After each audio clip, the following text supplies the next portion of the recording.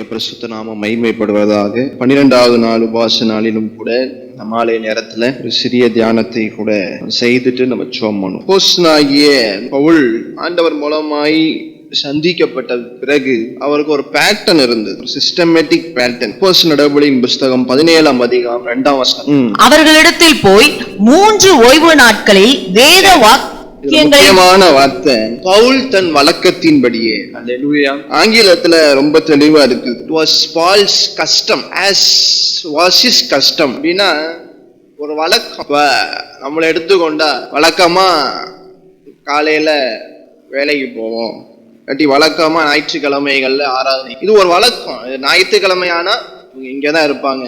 ஆமென். அல்லேலூயா. அதே போல இது ஒரு வழக்கம், ஒரு பிராக்டிஸ், ஒரு லைஃப் ஸ்டைல், வாழ்க்கையின் வழக்கம். அதே மாதிரி அப்போஸ்தலனாகிய பவுலினுடைய வாழ்க்கையினுடைய வழக்கத்தை அப்போஸ்தலர் நடவடிக்கைகள்ல ஒரு சில காரியங்களை தியானித்து நம்ம ஜெபம் பண்ண போறோம். அல்லேலூயா. அப்ப பாருங்க, தெளிவாய் வசனம் சொல்லுகிறது, பவுல் தன் வழக்கத்தின்படியே. அல்லேலூயா. அதுதான் இங்க முக்கியமான வார்த்தை.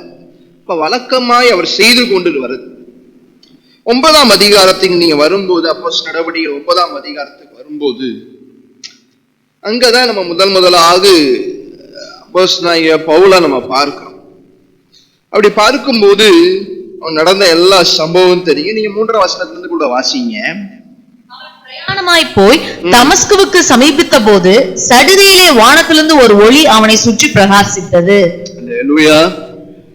சடுதியில எவ்வளவு மோசமான காரியங்களை செய்து 9ஆம் அதிகாரம் 1 வசனத்துல பாருங்க, அப்போஸ்தலனாகிய பவுல் மூலமாக சவுல் என்பவன் இன்னும் கர்த்தருடைய சீஷரை பயமுறுத்தி கொலை செய்யும்படி சீரி பிரதான ஆசாரிய இடத்துக்கு போய் அவன் செய்கிற காரியம். நீங்க இதுலயும் முன்னாடி 8ஆம் அதிகாரத்தை நீங்க பார்க்க முடியும். 8ஆம் அதிகாரத்துல நீங்க 1ஆம் வசனத்தை கூட பாருங்களேன். அவனை ஸ்தேவானை கொலை செய்கிறதற்கு சவுலும் சம்மதித்திருந்தான். அல்லேலூயா. அங்கேயே ஆரம்பிச்சிருக்கு. ஸ்தேவானுடைய முதல் இரத்த சாட்சி யாரு? புதிய ஏற்பாட்டுல முதல் இரத்த சாட்சி அதான் ஆண்டவராகிய இயேசு கிறிஸ்துவுக்கு பிறகு முதல் இரத்த சாட்சின்னு பார்க்கும்போது அப்போஸ்தலர்கள்ல ஸ்தேவான் தான். அப்ப அதுக்கு காரணமா இருந்தது யாரு? இங்க யாருன்னு பார்க்கலாம். சவுலும் அதற்கு என்ன பண்ணியிருக்கிறான்? சம்மதித்திருந்தான். நீங்க தொடர்ந்து வாசிக்கும் போது 3ஆம் வசனம் வாசிங்களே, 8:3. சவுல் வீடுகள் தோறும் நுழைந்து புருஷரையும் ஸ்திரீகளையும் இழுத்து கொண்டு போய் காவலில் போடுவித்து சபையை பாழாக்கி கொண்டிருந்தான். அல்லேலூயா. இது இந்த 9ஆம் அதிகாரத்துக்கு முன்னாடி அவனுடைய வழக்கம். 9ஆம் அதிகாரத்துக்கு முன்னாடி அவனுடைய வழக்கம் எப்படி இருந்தது? சபைகளை அதிகமாய் துன்புறுத்துகிறது, சீஷர்கள் அதிகமாய் துன்புறுத்துகிறது. வீடு வீடாய் நுழைந்து, வீடுகள் தோறும் நுழைந்து புருஷர்களையும் ஸ்திரீகளையும் இழுத்து கொண்டு போய் காவலியில போடுறது. யாரெல்லாம் ஆண்டவரை சேவிக்கிறாங்களோ, ஏசப்பா மெய்யான தேவன் விசுவாசிக்கிறாங்களோ, அவங்களை எல்லாத்துலயும் காவல்ல கொண்டு போய் போடுகிறது. அது மட்டும் இல்லாம 9ஆம் அதிகாரம் 1 வசனத்துல வாசிக்கும் போது நான் சொன்னேன், அவங்களை எல்லாருக்கும் பயங்கரமான கடுமையான தண்டனைக்குள்ள கொண்டு போய் அவங்களை சேர்க்கிறது. நீங்க 9ஆம் அதிகாரம் 1ஆம் வசனத்திலிருந்து கூட வாசிங்களே. சவுல் என்பவன் இன்னும் கர்த்தருடைய சீஷரை பயமுறுத்தி கொலை செய்யும்படி சீரி பிரதான ஆசாரியரிடத்திற்கு போய் இந்த மார்க்கத்தாராகிய புருஷராயாகிலும் ஸ்திரீகளையாகிலும் தான் கண்டுபிடித்தால் அவர்களை கட்டி எருசலேமுக்கு கொண்டு வரும்படி தமஸ்குவுள்ள ஜெபாலயங்களுக்கு நிருபங்களை கேட்டு வாங்கினான். அல்லேலூயா. அப்ப நம்ம நாட்கள்ல நீங்க யார போல சவுல் இருந்திருக்கான்னு யோசித்து பாருங்க. எந்த வகையிலும் ஆண்டவராகிய இயேசு கிறிஸ்துவை பற்றி ஏதோ ஒரு குடும்பம் இல்லாட்டி ஏதோ ஒரு நபர் தனிப்பட்ட விதத்துல அவங்களை சேவிப்பார்களே, ஆனால் வீடு வீடாய் போய் அவங்களை கொலை செய்கிறது என்ன, அவங்கள பிரதான ஆசாரிய இடத்துல போய் அவங்களை முற்றிலுமாய் யூத ஆசாரிய இடத்துல போய் அவங்களை முற்றிலுமாய் சேதப்படுத்துகிறது என்ன, சிறைச்சாலையில் அடைக்கிறது என்ன என்று சொல்லி மிகுந்த ஒரு கொடூரமான மனுஷன். ஆனா பாருங்க, ஆண்டவராகிய இயேசு கிறிஸ்து வாழ்க்கைக்கு வராரு. அந்த கொடூரமான மனுஷன் தான் அன்னைக்கு நம்ம பழைய புதிய ஏற்பாட்டின் அவ்வளோ வேத சத்தியங்களை நம்ம அறிந்து கொண்டு இருக்கிறோம். அல்லேலூயா. அது ஆண்டவராகிய இயேசு கிறிஸ்து ஒரு மனிதனுக்குள்ள வரும்போது அவன் எவ்வளோ கொடூரமான மனுஷனா இருந்தாலும் அவன் அப்படியே ஆண்டவர் மாற்றுகிறார். அல்லேலூயா. பாருங்க, இவ்வளோ செய்தவன் 8ஆம் அதிகாரத்துல வாசித்தோம். ஸ்தேவான் முதல் இரத்த சாட்சிக்கு பலியாய் இருந்தவன். 9ஆம் அதிகாரத்துல காரியங்களை வாசிக்கிறோம். ஆனா இப்படி இருந்த மனுஷனை ஆண்டவர் எப்படி மாற்றுறாரு பாருங்க. 18ஆம் வசனத்தை கூட வாசிங்க. 9:18. உடனே அவன் கண்களிலிருந்து மீன் செதில்கள் போன்றவைகள் விழுந்தது. அவன் பார்வை அடைந்து எழுந்திருந்து ஞானஸ்தானம் பெற்றான்.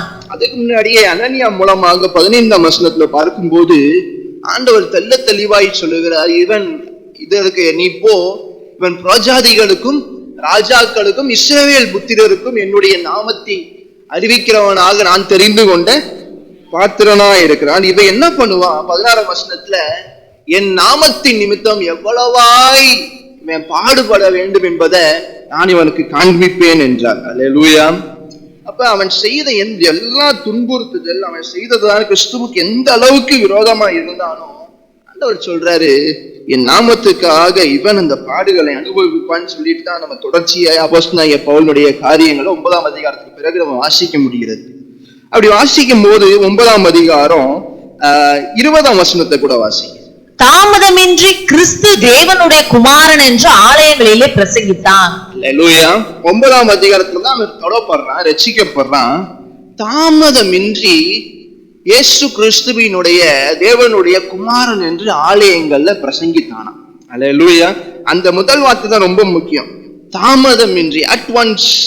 ஆங்கிலத்தில் அட்வான்ஸ். இவன் ரட்சிக்கப்பட்ட உடனே அவனுக்குள்ள அந்த மாற்றம் உண்டாகிறது. ரட்சிக்கப்பட்ட உடனே அவன் கண்கள் திறக்கப்படுது.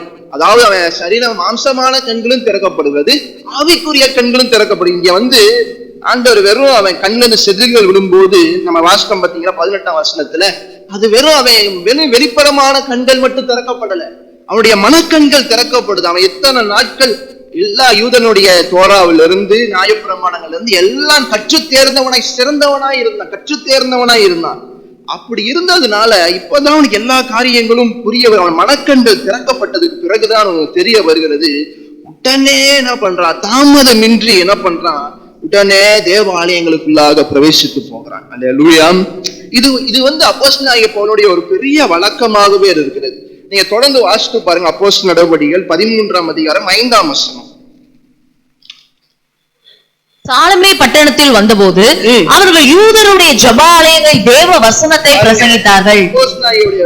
முதல் வழக்கம் என்ன அப்படின்னா, தேவ ஆலயங்களை சந்திப்பது, தேவ ஆலயங்களுக்குள்ள பிரவேசிப்பது. ஒரு நகரத்துக்கு போறான் என்றால், ஒரு பட்டணத்துக்கு போவான என்றால், அப்போஸ்தலனாகிய பவுல் உடனே என்ன பண்றாரு? அவர் முதல்ல நுழையக்கூடிய இடமே தேவ ஆலயங்கள் தான், ஜெப ஆலயங்கள் தான். அல்லேலூயா. நீங்க தொடர்ச்சியாய் வாசித்து கொண்டே இருக்கலாம். இப்ப 13:5 வாசிக்கிறோம்ல, அதே 14:1 பாருங்க. பட்டணத்திலே அவர்கள் இருவரும் யூதருடைய ஜெபாலயத்தில் பிரவேசித்து 17:1 வாசிங்க. அவர்கள் அம்பிபோலி பட்டணத்தையும் அம்போலோனியா பட்டணத்தையும் கடந்து தெசலோனிக்கே பட்டணத்துக்கு வந்தார்கள். அங்கே யூதருக்கு ஒரு ஜெபாலயம் இருந்தது. பாருங்க, எல்லா வேத வசனங்களும் என்ன சொல்லுது? ஒரு பட்டணத்துல போய் அப்போஸ்தலனாகிய பவுல் இறங்கின உடனே அவர் போன இடம் ஜெபாலயங்கள். அல்லேலூயா. அவருடைய வாழ்க்கையின் வழக்கம் எப்படி மாறுது பாருங்க. ஜனங்களை துன்புறுத்திட்டு கிறிஸ்தவ ஜனங்களை உபத்திரவப்படுத்தி கொண்டிருந்த மனுஷன் எவ்வாறு மாறுகிறான். அவருடைய வாழ்க்கையின் வழக்கமே எந்த ஊருக்கு போனாலும், எந்த பட்டணத்துக்கு அவன் போய் இறங்கினாலும் அப்போஸ்தலனாகிய பவுல் உடனே யூத தேவ ஆலயங்களுக்கு, ஜெப ஆலயங்களுக்கு போவது அவன் வழக்கமாய் வைத்திருந்தான். இன்னும் 18 நாள்ல இன்னும் தெளிவாகி சொல்லப்படுது. 18 வாசிங்க. ஓய்வு நாள் தோறும் எவ்ரி சாபத், ஆங்கிலத்துல எவ்ரி சாபத், ஒவ்வொரு ஓய்வு நாளும் அவன் என்ன பண்ணுவானா? ஜெப ஆலயங்கள்ல சம்பாஷணை பண்ணி பாருங்க. எவ்ரி சாபத், ஒரு வாரம் விடாம எவ்ரி சாபத், ஒவ்வொரு ஓய்வு நாட்களுமே என்ன பண்றான்? அப்போஸ்தலனாகிய பவுல் ஜெப ஆலயங்களுக்குள்ளாக போகிறதை வாசிக்க முடிகிறது. அல்லேலூயா. அப்ப பாருங்க, அப்போஸ்தலனாகிய பவுலுடைய முதல் வழக்கம், அவர் எந்த பட்டணத்திற்கு போனாலும், எந்த பகுதிக்கு அவர் போனாலும், அவர் ரட்சிக்கப்பட்ட தாமதமே இன்றி உடனே என்ன பண்றாரு? ஜெப ஆலயங்களுக்குள்ள, யூத தேவ ஆலயங்களுக்குள்ள போய் அவர் தொடர்ந்து தேவனுடைய நாமத்தை பிரசங்கிக்க ஆரம்பிக்கிறார். அல்லேலூயா. இரண்டாவது காரியம் அவர் என்ன செய்ய, அவருடைய வழக்கம் என்ன அப்படின்னா, முதலாவது காரியம் தேவ ஆலயங்களுக்குள்ள போய் விசிட் பண்றது, தேவாலயங்களுக்குள்ள போவது எந்த பட்டணத்துக்கு போனாலும்.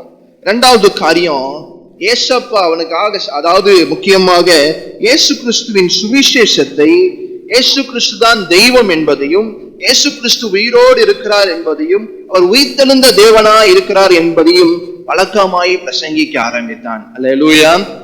அப்போஸ்தலனாகிய பவுலுடைய நிருபங்கள் எல்லாத்துலயும் பாருங்க ஐசப்பாவுடைய உயிர்த்தெழுதலின் செய்தியை நம்ம வாசிக்க முடியும். ஏன்னா அதுதான் சுவிசேஷம் என்பதை ஆழமாய் நம்பியிருந்தான் அப்போஸ்தலனாகிய பவுல். அதை தவிர வேற சுவிசேஷம் கிடையாது. நம்ம ஆண்டவராகிய இயேசு கிறிஸ்து மரித்தவர் கிடையாது, அவர் உயிரோடு இன்னும் ஜீவித்துக் கொண்டிருக்கிறார், அவர் உங்களுக்குள்ளேயும் எனக்குள்ளேயும் அவர் வாசமாய் இருக்கிறார், அதுவே இந்த சுவிசேஷம் என்று சொல்லி அப்போஸ்தலனாகிய பவுல் தொடர்ச்சியாக அந்த சுவிசேஷத்தை என்ன பண்ணினா ஒவ்வொரு பகுதிகளிலும் கொண்டு போக ஆரம்பித்தான். நீங்க தொடர்ச்சியாக நீங்க வாசித்து பார்ப்பீங்க என்றால் 9ஆம் அதிகாரம் 20ஆம் வசனத்திலே நீங்க திரும்ப அதே வசனத்துலதான் நீங்க படிக்கலாம். 9:20 நீங்க வாசிக்கலாம்.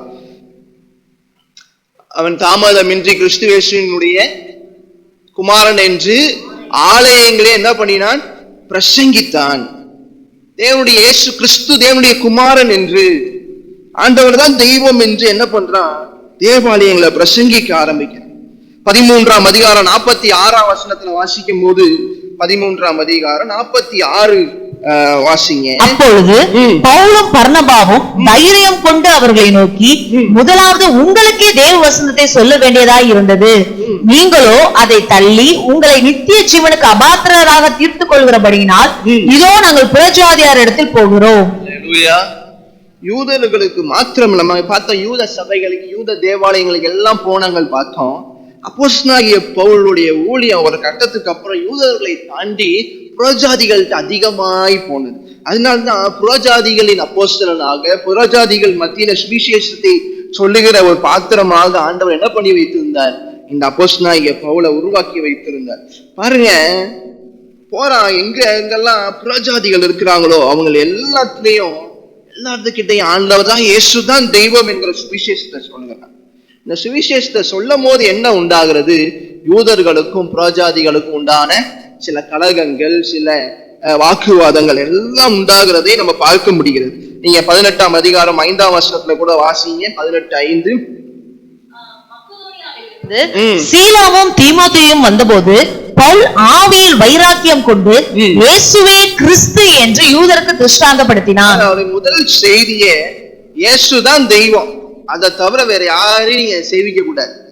இயேசு தெய்வம் என்று சொல்றவங்களை துன்புறுத்தி கொண்டிருந்தவன் இப்ப பாருங்க இயேசுதான் தெய்வம். நிறைய பேர் ஆனா முன்னாடி இருந்தவங்க யோசித்து பாருங்க, இவன் தானே இயேசு தெய்வம்னு சொன்னவங்க எல்லாத்தையும் துன்புறுத்தி சிறைச்சாலையில போட்டு அவங்கள கொன்னா, இப்ப இவன் வாயாலே இயேசுதான் தெய்வம் என்கிறத பாருங்க ஆண்டவர் என்ன காரியங்கள் செய்யறாரு பாருங்க. இயேசுதான் தெய்வம், அதுதான் அப்போஸ்தலனாகிய பவுலுடைய செய்தியாகவே இருந்தது. அவனுடைய வைராக்கியம் கொண்டு அந்த வைராக்கியம் அவனுக்குள்ள இருந்ததை பார்க்கலாம். அப்போஸ்தலனாகிய பவுலுக்கு அந்த வைராக்கியம் இருந்ததை பார்க்கலாம். இயேசுவே கிறிஸ்து என்று யூதர்களுக்கு என்ன பண்ணினான்? திருஷ்டாந்தப்படுத்தினான். அல்லேலூயா. அப்ப தொடர்ச்சியா நீங்க 28ஆம் அதிகாரத்துல 28ஆம் அதிகாரம் 17 28 வரைக்கும் நீங்க வீட்டுக்கு போய் வாசித்து பாருங்க. அந்த பகுதியிலும் தொடர்ந்து கிரேக்கர்கள், யூதர்கள், அதே போல புறஜாதிகள் என்று சொல்லி எல்லாருக்கிட்டையும் அப்போஸ்தலனாகிய பவுல் மூலமாய் சொல்லப்பட்டதான வார்த்தை இயேசு கிறிஸ்துவே தெய்வம். அல்லேலூயா. இயேசு கிறிஸ்துவை தவிர எந்த தெய்வமும் கிடையாது.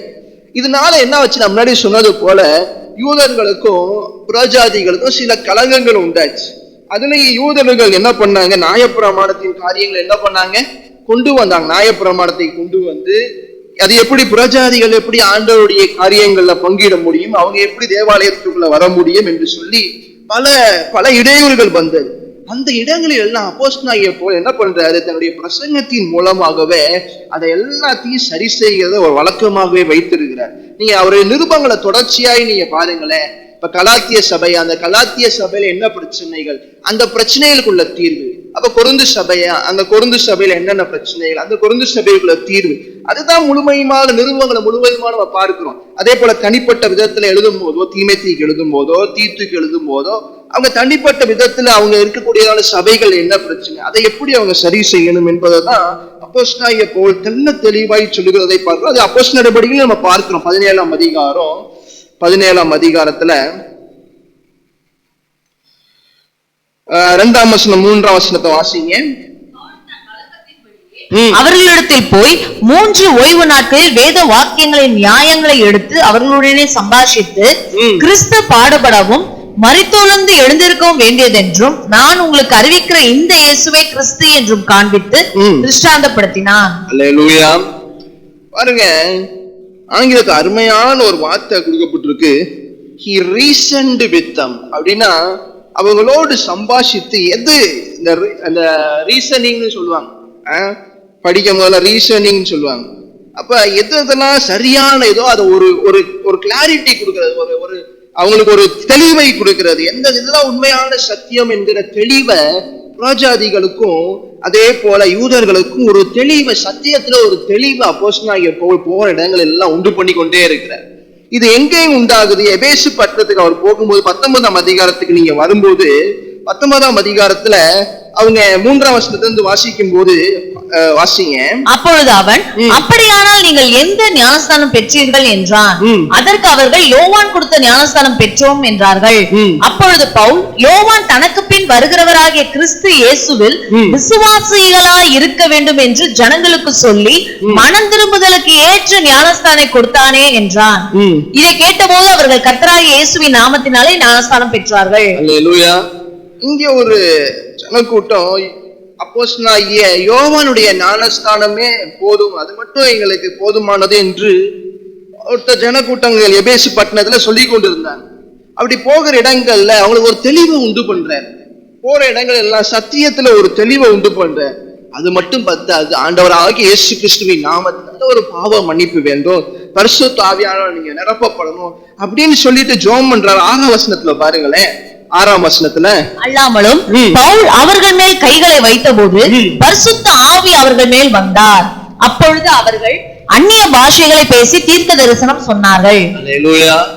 அப்ப பாருங்க, யோவான் ஞானஸ்தானம் மட்டும்தான் எங்களுக்கு, எந்த ஞானஸ்தானமும் கிடையாதுன்னு சொல்லி இந்த எபேசு சபையில ஒரு தெளிவை உண்டு பண்ணி அவங்களுக்கு இயேசு கிறிஸ்துவின் மூலமாய் ஒரு ஞானஸ்தானம், அதே போல பரிசுத்த ஆவியார் மூலமாக அது பெறுகிறதான ஞானஸ்தானத்தையும் அவங்க கொடுக்கிறார். அல்லேலூயா.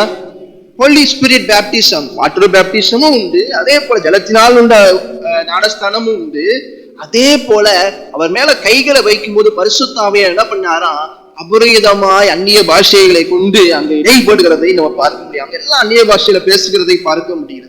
அதே 8ஆம் வசனத்துல பாருங்க. 8ஆம் வசனத்துல, ஆலயத்தில் பிரவேசித்து தைரியமாய் பிரசங்கித்து 3 மாதம் அளவும் தேவனுடைய ராஜ்யத்துக்கு அடுத்தவைகளை குறித்து சம்பாஷணை பண்ணி புத்தி சொல்லிக் கொண்டு வந்தான். அல்லேலூயா. பாருங்க, இந்த அப்போஸ்தலனாகிய பவுல், நான் ரெண்டாவது பாயிண்ட்ல தான் சொல்றேன் எல்லா காரியங்களும். அவன் ஜெப ஆலயத்துக்கு போகும்போது, அவர் ஜெப ஆலயத்துக்கு போகும்போது எல்லாத்துலயும் பிரசங்கம் பண்ணினான்னு பார்த்தோம். அவருக்கு பிரசங்கம் பண்ணது மாத்திரமல்ல, ஜனங்கள்கிட்ட எதெல்லாம் தவறான சத்தியங்கள் இருக்கிறதோ, ஜனங்கள்கிட்ட எதெல்லாம் அவன் சரியாய் புரிந்து கொள்ளாம இருக்கிறாங்களோ, இல்ல ஜனங்களுக்குள்ள யூதர்கள் கிரேக்கருக்குள்ள என்னென்ன போட்டி பொறாமைகள் இருக்கிறதோ, இல்லாட்டி சத்தியத்தின் பேர்ல எதெல்லாம் இன்னும் சரியா புரிந்து கொள்ளாம இருக்கிறாங்களோ, இது எல்லாத்தையும் என்ன பண்றாரு, போற நேரங்கள் எல்லாத்துலயும் 3 மாதங்கள் நீங்க இன்னும் தொடர்ந்து வாசித்து பார்த்தீங்க அப்படின்னா, இங்க எபேசு சபையில எல்லாம் தொடர்ந்து 2 வருஷம் என்ன பண்ணுவார், 10ஆம் வசனத்துல தொடர்ந்து 2 வருஷம் மீண்டும் இவங்களுக்கே சத்தியத்தை சொல்லி கொடுத்துக்கிட்டே இருக்கிறார். அப்ப அப்போஸ்தலனாகிய பவுலுடைய பெரிய வழக்கம் எதுவா இருந்துச்சுன்னா, ஆண்டவருடைய சத்தியத்தை உண்மையாய் அவங்க அறிந்து கொள்ளணும், தெளிவான சத்தியத்தை அறிந்து கொள்ளணும். எந்த விதமான கள்ள போதனைகளுக்கோ, கள்ள தீர்க்க தரிசனங்களுக்கோ, கள்ள சத்தியங்களுக்கோ, மாறுபட்ட சத்தியங்களுக்கோ இந்த ஜனங்கள் மாட்டிக்கொள்ளக்கூடாது என்பதுல அப்போஸ்தலனாகிய பவுல் ரொம்ப தெளிவா இருந்தார். அல்லேலூயா. இந்த வாரம் ஞாயிற்றுக்கிழமை செய்தி, அதாவது முதல் ஆராதனையில எத்தனை பேர் வந்திருப்பீங்கன்னு தெரியல, ஆனா எத்தனை பேர் வந்தீங்க இந்த வாரம் ஞாயிற்றுக்கிழமை, அதாவது கடந்த ஞாயிற்றுக்கிழமை முதல் ஆராதனை. அதுல முக்கியமா அந்த அப்போஸ்தலனாகிய பவுல் தீமோத்தேயு கிட்ட சொல்லுகிறதான காரியங்களை பார்த்தோம். உபதேசங்கள், ஒரு 6 உபதேசங்கள், என்னென்ன கள்ள உபதேசங்கள் என்று சொல்லி. அப்ப அந்த கள்ள உபதேசங்கள் இன்னைக்கு நம்ம நாட்கள்ல எந்த அளவுக்கு போய் கொண்டிருக்கிறது, அது எப்படி நம்ம வசிக்கக்கூடிய நாட்களிலும் அங்க எபேசு பட்டணத்திலயும் அது இருந்தது. முக்கியமா எபேசு பட்டணத்தில் நடந்ததுதான் தீமோத்தேயு கிட்ட சொல்ற. எபேசு பட்டணத்தில் நடந்ததையும் அவர் சொல்றாரு. அது நம்ம வேதத்துல வாசிக்கும் போது நம்முடைய நாட்களிலும் இன்னைக்கு எந்த அளவுக்கு கள்ள போதனைகள், கள்ள தீர்க்க தரிசனங்கள், இந்த செழிப்பின் உபதேசங்கள், இப்படிப்பட்ட காரியங்கள் எல்லாம் வேதாகமத்துல 2000 வருஷத்துக்கு முன்னாடியே எப்படி எழுதி வைத்திருக்கிறாங்க, எவ்வளவு இதெல்லாம் சொல்லப்பட்டிருக்கிறது என்பதை ஆவியானவர் சொன்ன காரியங்களை நான் அந்த முதல் ஆராதனையில பேசினேன். அல்லேலூயா. நீங்க முடிந்தா யூடியூப்ல தயவு செய்து என்ன பண்ணுங்க, அந்த காரியங்களை கேட்டு பாருங்க, அந்த செய்தியை கேட்டு பாருங்க, உங்களுக்கு மிகுந்த அது பிரயோஜனமா இருக்கும். அப்ப அப்போஸ்தலனாகிய பவுலுடைய நோக்கமே இந்த கள்ள போதனைகள், தவறான சத்தியங்களுக்குள்ள, தவறான உபதேசங்களுக்குள்ள இயேசு கிறிஸ்துவை தவிர எல்லாரும் இயேசு கிறிஸ்துவை வைத்து எந்த விதமான தவறான உபதேசங்களுக்கும் ஜனங்கள் சிக்கவே கூடாது. அது அப்போஸ்தலனாகிய பவுலுடைய ஒரு பெரிய ஒரு பாரம், இதயத்துல ஒரு நோக்கமாகவே இருந்தது. அது அவர் வழக்கமா செய்து கொண்டே வந்துட்டு இருந்தார். அல்லேலூயா. அவர் பிரசங்கம் எப்பயுமே ஒரு திருத்துதல், ஒரு சரி அவங்கள எப்படி இன்னும் ஆவிக்குரிய வாழ்க்கையில் இன்னும் அதிகமாய் கொண்டு வருவதுதான் அவருடைய உள்ளான நோக்கம். எப்படி ஆண்டவரோடு ஒரு உறவுல சேர்ப்பதுதான் அவருடைய பிரதானமான நோக்கமா இருந்தது. அல்லேலூயா. மூன்றாவது காரியம், அப்போஸ்தலனாகிய பவுலுடைய வழக்கம் என்ன அப்படின்னா, அவருடைய சாட்சியை அவர் போற இடத்துல சொல்லிக் கொண்டே இருந்தார். அப்போஸ்தலர் நடவடிக்கைகள் 22ஆம் அதிகாரம் 1ஆம் வசனத்திலிருந்து நீங்க வாசித்து பார்த்தீங்க அப்படின்னா, 1ஆம் வசனத்திலிருந்து கூட வாசிங்க. சகோதரரே, பிதாக்களே, நான் இப்பொழுது உங்களுக்கு சொல்ல போகிற நியாயங்களுக்கு செவி கொடுப்பீர்களாக என்றான். அவன் எதிரே பாஷையிலே தங்களுடனே பேசுகிறதை அவர்கள் கேட்டபொழுது அதிக அமைதலாய் இருந்தார்கள். அப்பொழுது அவன், நான் யூதன், சிலிசியா நாட்டிலுள்ள தர்சு பட்டணத்திலே பிறந்து இந்த நகரத்திலே கமாலியேலின் பாதத்தருகே வளர்ந்து முன்னோர்களுடைய வேத பிரமாணத்தின்படியே திட்டமாய் போதிக்கப்பட்டு இன்றைய தினம் நீங்கள் எல்லாரும் தேவனை குறித்து வைராக்கியம் உள்ளவர்களாய் இருக்கிறது போல நானும் வைராக்கியம் உள்ளவனாய் இருந்தேன். நான் இந்த மார்க்கத்தாராகிய புருஷரையும் ஸ்திரீகளையும் கட்டி சிறைச்சாலைகளில் ஒப்புவித்து மரண பரியந்தம் துன்பப்படுத்தினேன். அதற்கு பிரதான ஆசாரியரும் மூப்பர் யாவரும் சாட்சி கொடுப்பார்கள். அவர்கள் கையிலே நான் சகோதரருக்கு நிருபங்களை வாங்கிக் கொண்டு தமஸ்குவில் இருக்கிறவர்களும் தண்டிக்கப்படும்படிக்கு அவர்களை கட்டி எருசலேமுக்கு கொண்டு வரும்படி அவ்விடத்திற்கு போனேன். அப்படி நான் பிரயாணப்பட்டு போகை தமஸ்குவுக்கு சமீபமான போது மத்தியான வேளையிலே சடுதியாய் வானத்திலிருந்து பேரொளி உண்டாகி என்னை சுற்றி பிரகாசித்தது. எவ்வளவு ஓப்பனா அவர் வாழ்க்கையில அவர் என்னென்ன செய்தார், அவருடைய சாட்சிய பகிரங்கமா சொல்றார். நான் எந்த ஊரை சார்ந்தவன், நான் யார் பாதயத்துல படிச்சவன், எவ்வளவு கமாலியன்கிறது சாதாரண ஆளு கிடையாது. நியாய பிரமாணங்கள்ல கற்று தேர்ந்தவர் கமாலியன். கமாலியன் பாதத்துல ஒருத்தர் படிக்கிறாருன்னா அவர் அந்த ஊர்ல ஒரு சிறந்த நபராக, ஏன்னா அந்த நாட்கள்ல படிப்பு பெருசா கிடையாது. ஆனா சொன்னது போல கலிலியர்கள் என்றால் ரொம்ப கீழ்த்தரம் கட்டப்பட்டவங்க, அவங்களுக்கு படிப்பு ஒண்ணுமே கிடையாது. அதுதான் நிறைய பேர் இருந்தாங்க. அப்ப இப்படி கமாலியர் பாதத்துல எல்லாம் ஒருத்தர் படித்து இருந்தா அவங்க பெரிய செல்வம் மிக்கவரா இருக்கணும். அப்போஸ்தலனாகிய பவுல் செல்வம் மிக்கவரா இருந்தார். அதே போல அந்த ஊர்ல ஒரு பெரிய ஒரு பதவியில இருக்க வேண்டும், ஒரு பெரிய அந்தஸ்து இருக்க வேண்டும். இப்படிப்பட்டதுதான் அப்போஸ்தலனாகிய பவுல். சாதாரண ஆளு கிடையாது நம்ம நினைக்கிற மாதிரி. ஆனா அதுதான் பிலிப்பியர்ல சொல்றாரு, எனக்கு லாபமான அனைத்தையும் நான் என்ன பண்ணேன், நஷ்டம் என்று குப்பை என்று கருதுகிறேன்னு அவர் சொல்றாரு. அவர் சொல்லலாம், ஏன்னா அவர் உயரத்துல இருந்த ஒரு மனுஷன். எனக்கு எதெல்லாம் லாபமா இருந்துச்சோ ஆண்டவராகிய இயேசு கிறிஸ்துவுக்காக இது எல்லாத்தையும் நான் என்ன பண்றேன், நஷ்டம் என்று குப்பையுமாக நான் கருதுகிறேன் என்று சொல்றாரு. அப்ப அப்படி வாழ்ந்த மனுஷன் என்ன சொல்றாரு, கிறிஸ்துவின் நிமித்தமாக பாருங்க, நீங்க தொடர்ச்சியா அவருடைய சாட்சியை முழுவதுமாக அவர் சொல்றார். அல்லேலூயா. 21ஆம் வசனத்தோட வாசிங்க, 22, 21. அதற்கு அவர், நீ போ, நான் உன்னை தூரமாய் புறஜாதிகளிடத்திலே அனுப்புவேன் என்று சொன்னார் என்றான். அல்லேலூயா. கர்த்தருடைய வார்த்தையை சொல்கிறதை நம்ம பார்க்க முடிகிறது. ஆண்டவர் என்னோடு பேசினார், தூரமாய் போ, புறஜாதிகள் இடத்துல அவனை அனுப்புவேன் என்று சொன்னார். திரும்ப இன்னொரு முறை 26ஆம் அதிகாரத்துல வாசிக்கும் போது மீண்டும் தன்னுடைய சாட்சியை அங்க பகிர்ந்து கொள்கிறதை பார்க்கிறோம்.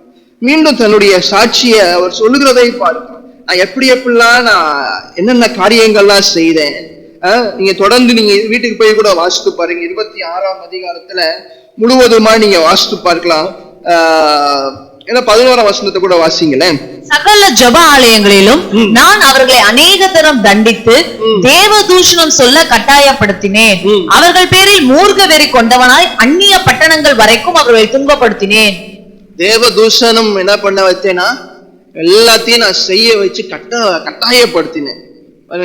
எல்லாத்தையும் அறிக்கை செய்யற தன்னுடைய சாட்சியில அப்படி என்னென்னலாம் தவறுகள் செய்யுது. தேவ தூஷணம்னா உங்களுக்கு புரியுது இல்ல? ஆண்டவராக இயேசு கிறிஸ்துவையே அவங்க வாயினாலே என்ன பண்ண வைக்கிறது? மறுதளிக்க வைக்கிறது. இப்ப நம்முடைய நாட்கள்ல பல இடங்கள்ல பார்க்கிறோம்ல, வட இந்தியாக்கள்ல பல இடங்கள்ல பார்க்கிறோம். கிறிஸ்தவ ஜனங்களை, ஆண்டவரை சேவிக்கிற ஜனங்களை, ஆண்டவரை உண்மையாய் தேடுகிற ஜனங்களை அவங்களுக்கு வேணுக்குமே பட்டையை அடிச்சு அவங்கள வேணுக்குமே அவங்க வாயினாலேயே இயேசு கிறிஸ்துவ மறுதளிக்க வைக்கிற காரியங்கள் எல்லாத்தையும் நம்ம பார்க்கிறோமா இல்லையா நம்முடைய நாட்கள்ல? அதுதான் இங்க அப்போஸ்தலனாகிய பவுல் என்ன சொல்றாரு, நானும் என்ன பண்ணேன், அவளை தேவ தூஷணம் பண்ண கட்டாயப்படுத்தினேன். எல்லாத்தையும் அப்போஸ்தலனாகிய பவுலும் செஞ்சிருக்கிறேன். எல்லாத்தையும் செஞ்சுட்டு அதை சாட்சியா சொல்றேன், எல்லாத்தையும் நான் செய்தேன். ஆனா ஆண்டவர் 14ஆம் வசனத்துல பாருங்க, 14ஆம் வசனம், நாங்கள் எல்லாரும் தரையிலே விழுந்த போது சவுலே சவுலே நீ ஏன் என்னை துன்பப்படுத்துகிறாய், முள்ளில் உதைக்கிறது உனக்கு கடினமாம் என்று எபிரேய பாஷையில என்னுடனே சொல்லுகிற ஒரு சத்தத்தை கேட்டேன். பாருங்க, எல்லா ஜனங்க இந்த டெஸ்டிமனி, இந்த சாட்சியை கேட்கும் போது தொடப்புறாங்க யாராவது இருப்பாங்களா? இந்த சாட்சியை அவர் சொல்லும் போதே ஒரு திரளான ஒரு ஜனம் ஆண்டவர் பக்கம் திரும்புகிறத நம்ம பார்க்க முடியுது. ஆண்டவர் கேட்கிற வார்த்தைகளை இங்க சொல்லி காட்டுறாரு. சவுலே சவுலே நீ ஏன் என்ன பண்ற, என்னை துன்பப்படுத்துகிற, முள்ளில் உதைக்கிறது உனக்கு கடினமா. பாருங்க, தொடர்ச்சியா அதுக்கு ஆண்டவர் சொல்லுகிற வார்த்தைகள் ரொம்ப அழகான வார்த்தைகள். நீங்க 16-18 மட்டும் வாசிங்களேன். இப்பொழுது நீ எழுந்து காலூன்றி நில், நீ கண்டவைகளையும் நான் உனக்கு தரிசனமாகி காண்பிக்க போகிறவைகளையும் குறித்து உன்னை ஊழியக்காரனாகவும் சாட்சியாகவும் ஏற்படுத்துகிறதற்காக உனக்கு தரிசனமானேன். உன் சுய ஜனத்தாரினிடத்தின்றும் அந்நிய ஜனத்தாரினிடத்தின்றும் உன்னை விடுதலையாக்கி அவர்கள் என்னை பற்றும் விசுவாசத்தினாலே பாவ மன்னிப்பையும் பரிசுத்தமாக்கப்பட்டவர்களுக்குடைய சுதந்திரத்தையும் பெற்றுக் கொள்ளும்படியாக அவர்கள் இருளை விட்டு ஒளியின் இடத்திற்கும் சாத்தானுடைய அதிகாரத்தை விட்டு தேவன் இடத்திற்கும் திரும்பும்படிக்கும் நீ அவர்களுடைய கண்களை திறக்கும் பொருட்டு இப்பொழுது உன்னை அவர்களிடத்திற்கு அனுப்புகிறேன் என்றார்.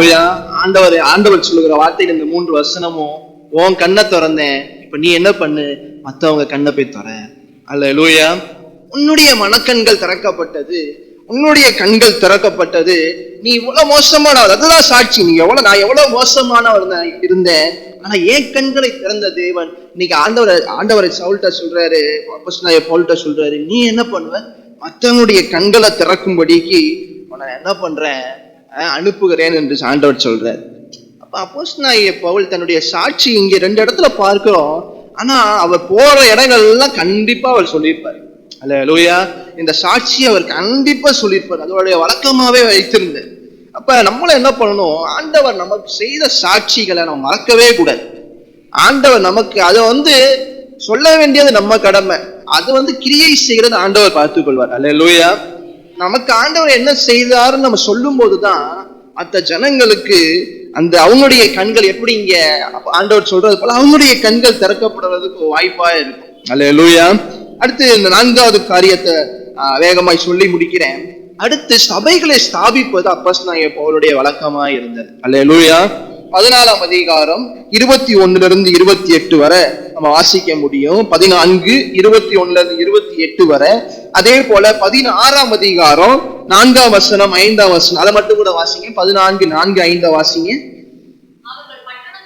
போகையில் எருசலேமில் இருக்கும் அப்போஸ்தலராலும், பட்டணங்கள் தோறும் போகையில் எங்கெங்கெல்லாம் போறாங்களோ வாசிங்க. எருசலேமில் இருக்கும் அப்போஸ்தலராலும் மூப்பராலும் விதிக்கப்பட்ட சட்டங்களை கைக்கொள்ளும்படி அவர்களுக்கு ஒப்புவித்தார்கள். அதனாலே சபைகள் விசுவாசத்தில் ஸ்திரப்பட்டு நாளுக்கு நாள் பெருகின. அப்போஸ்தலனாகிய பவுல் போற இடங்களில் எல்லாம் நம்ம நன்றாய் அறிந்திருக்கிறோம். இல்லாட்டி நிருபங்களே வந்திருக்காதுல்ல. அப்போஸ்தலனாகிய பவுல் சபைகள் ஸ்தாபிக்காட்டி அவர் நிருபம் எழுத வேண்டியதான ஒரு சூழ்நிலை ஏற்பட்டிருக்கிறார். அப்ப இங்க இருந்து ஆரம்பிக்குது நமக்கு கலாத்தியர், எபேசியர், பிலிப்பியர், கொலோசேயர், அதுக்கப்புறம் ரோம சபை, ரோமர் புஸ்தகம் எழுதியிருக்கிறாரு, தெசலோனிக்கர் எழுதியிருக்கிறாரு, கொரிந்தியர் எழுதியிருக்கிறாரு. இப்படி எல்லா சபை பிலிப்பியர் எழுதி இருக்கிறார். இப்ப எல்லா சபைகளும் பார்க்கும்போது அப்போஸ்தலனாகிய பவுல் அவர் தொடர்ச்சியா அவர் போற இடங்கள்ல அந்த சபைகளை ஸ்தாபித்ததுனால என்ன பண்ணாரு, அது ஒரு வழக்கமாவே வைத்திருந்தார். அவர் போகிற இடங்கள்லாம் அவர் ஆட்களை பார்க்கவே இல்லை. இந்த எபேசு சபையெல்லாம் வெறும் 12 பேர் தான், 12 பேரை வைத்துதான் ஆரம்பிக்கிறாங்க எபேசு சபையெல்லாம். அப்ப அவர் கூட்டத்தை பார்க்கல, யார் யாரெல்லாம் ஜனங்கள் முதலாவது வர்றாங்களோ அவங்களை வைத்து ஒரு ஜெப குழுக்கள் ஒரு தேவ அதாவது ஒரு வேத சபையை ஆரம்பித்து தொடர்ச்சியா அதை செய்து கொண்டே வர நாள் அடைவுல என்ன ஆகுறது, அது பெரிய பெரிய சபைகளாய் அது மாறிக்கொண்டே போகிறது. அல்லேலூயா. 18ஆம் அதிகாரம் 22, 23 கூட வாசிப்போம். 18, 22, 23. செசாரியா பட்டணத்துக்கு வந்து எருசலேமுக்கு போய் சபையை சந்தித்து அந்தியோக்கியாவுக்கு போனான். அங்கே சில காலம் சஞ்சரித்த பின்பு புறப்பட்டு கிரமமாய் கலாத்தியா நாட்டிலேயும் பிரிக்கியா நாட்டிலேயும் சுற்றி திரிந்து சீஷர் எல்லாரையும் திடப்படுத்தினான். அல்லேலூயா.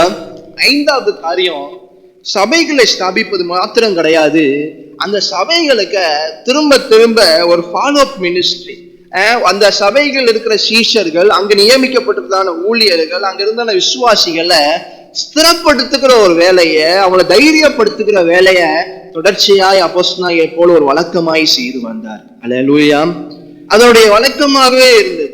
அவர் ஒரு முறை ஸ்தாபித்த இடங்கள்ல திரும்ப அவர் வரும்போது இல்லாட்டி அவர் திரும்ப வர முடியாட்டி நிருபங்கள் மூலமா அவங்க எழுதி என்ன பண்றாரு, அவங்களை ஸ்திரப்படுத்துகிறார், அவங்களை தைரியப்படுத்துகிறார். இது ஒரு வழக்கமாகவே வைத்திருந்த அப்போஸ்தலர் நடவடிக்கைகள் 15:36 அப்போஸ்தலர் நடவடிக்கைகள் 15:36 கூட வாசிங்க. நாளைக்கு பின்பு பவுல் பர்னபாவை நோக்கி, நாம் கர்த்தருடைய வசனத்தை அறிவித்திருக்கிற சகல பட்டணங்களில் உள்ள சகோதரர்கள் எப்படி இருக்கிறார்கள் என்று போய் பார்ப்போம் வாரும் என்றான். அல்லேலூயா. பாருங்க, நம்ம எங்கெங்கெல்லாம் ஆண்டவருடைய வசனத்தை சொல்லி இருக்கிறோமோ, நம்முடைய கர்த்தருடைய வசனத்தை அறிவித்த சகல பட்டணங்களில் உள்ள சகோதரர்கள் எப்படி இருக்கிறாங்க பார்ப்போம் என்பதற்காக என்ன பண்ணாரு, ஒரு ஃபாலோ அப் மினிஸ்ட்ரி. அவங்களை மீண்டும் தைரியப்படுத்துகிறார், அவங்களை மீண்டும் பலப்படுத்துகிறது. அந்த ஊழியத்தை அவர் சரியாக செய்தார். அவரு செய்ய முடியாட்டியும் அவரோடு கூட இருந்ததான உடன் ஊழியர்கள் தீமோத்தேயுவா இருக்கட்டும், பர்னபாவா இருக்கட்டும், அவர் கூட சீலாவா இருக்கட்டும், யார் யாரெல்லாம் அவங்க கூட லூக்கா தான் அந்த புஸ்தகத்தை எழுதுறா, லூக்காவா இருக்கட்டும், யார் யாரெல்லாம் அவங்க கூட இருந்தாங்களோ அவங்கள எல்லாம் அனுப்பி அவங்களை எல்லாம் நல்லா இருக்காங்களா, ஊழியம் சரியாய் போய் கொண்டு இருக்கிறதா அப்படின்னு எல்லாரையும் தைரியப்படுத்துகிற ஒரு வழக்கத்தை அப்போஸ்தலனாகிய பவுல் வைத்திருந்தார். 18ஆம் அதிகாரத்துல நம்ம வாசித்தோம். அதே போல 20ஆம் அதிகாரம் 1ஆம் வசனத்துல இருந்து 6ஆம் வசனம் வரைக்கும் நீங்க வாசித்து பாருங்க. எங்க அந்த முழுவதுமாக இந்த தைரியப்படுத்துகிறது, திடப்படுத்துகிறது, பலப்படுத்துகிற ஆறுதல் படுத்துகிற ஊழியத்தை அவர் தொடர்ச்சியாய் செய்து கொண்டே வந்தார். அல்லேலூயா. அப்ப இன்னைக்கு நாளை நேரத்துல நம்ம அப்போஸ்தலனாகிய பவுல் மூலமாக கற்றுக்கொள்கிற ஒரு காரியம், அவருக்கு ஒரு வழக்கம் இருந்தது, ஒரு பேட்டர்ன் இருந்தது, ஒரு கஷ்டம் இருந்தது. அந்த கஷ்டம் என்னன்னா, அவர் தொடர்ச்சியாய் ஒரு காரியத்தை வழக்கமாய் அவர் செய்து கொண்டே வருகிறது. ஜெப ஆலயத்துக்கு எந்த பட்டணத்துக்கு போனாலும் தேவ ஆலயங்களுக்கு ஜெப ஆலயங்களுக்கு போறத வழக்கமாய் வைத்திருந்தார். அடுத்து தேவனுடைய வசனத்தை போதிக்கிறது மாத்திரம் அல்ல, அந்த வசனத்துல ஜனங்கள் நிலைத்திருக்கணும். அது மாதிரி எந்த முரணான சத்தியங்களோ முரணான கருத்துகளோ இல்லாட்டி தவறான உபதேசங்களோ வந்தா அதுல இருந்து ஜனங்களை காப்பாற்றி கொள்ள, ஜனங்கள் தங்களை பாதுகாத்துக் கொள்ள தெளிவான உபதேசத்தை என்ன பண்ணார், ஒவ்வொரு இடத்துலையும் தெளிவாய் பிரசங்கித்தார். அல்லேலூயா. அது ஒரு வழக்கமாவே அவர் வைத்திருந்தார். அப்போஸ்தலர் நடவடிக்கைகளை மாத்திரமல்ல, தொடர்ச்சியா அவர் நிருபங்கள் முழுவதுமா நமக்கு பார்க்கிறோம். அடுத்து 3வது காரியம், அவருடைய சாட்சிகளை அவர் சொல்வதில் தொடர்ச்சியா என்ன பண்ணினார், அவர் வழக்கமாயே வைத்திருந்தார். 4வது காரியம், சபைகளை ஸ்தாபிப்பது, பட்டணங்கள் தோறும் சபைகளை ஸ்தாபிப்பது அவருடைய வழக்கமாய் இருந்தது.